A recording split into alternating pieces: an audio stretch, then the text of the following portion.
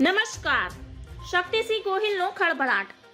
શક્તિસિંહ ગોહિલે હાલમાં press conference યોજી હતી, જેમાં તેમણે મીડિયા સાથેની વાતચીતમાં કોંગ્રેસના સભ્યો દ્વારા કરવામાં આવતા પક્ષપલટાને લઈને જવાબ આપ્યો હતો.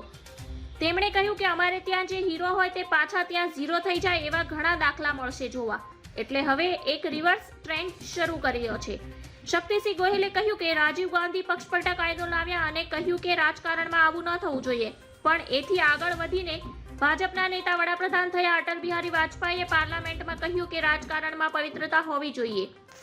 ભાજપ પર પ્રહાર કરતા તેમણે કહ્યું કે આ વિરુદ્ધ સત્તાનો દુરુપયોગ કરવાનો, ધારાસભ્યો પર ખોટો કેસ કરવાનો, સગા સંબંધીઓની ટ્રાન્સફર કરવાની, એક બાજુ ભય એક બાજુ લાલચ, આવો મંત્રી બનાવીશું, ટિકિટ આપીશું, કેટલા કરોડ 12, 15, 20 અને પછી જાય ત્યારે એવું થાય કે અમારે ત્યાં હીરો હોય અને ત્યાં ઝીરો થઈ જાય. તેથી હાલમાં હવે રિવર્સ ટ્રેન્ડ શરૂ થયો છે. પછતાયેલા લોકો પરત કોંગ્રેસમાં આવે છે. હવે જવાનો નહીં પણ આવવાનો પ્રવાહ છે. ધન્યવાદ. જય હિન્દ.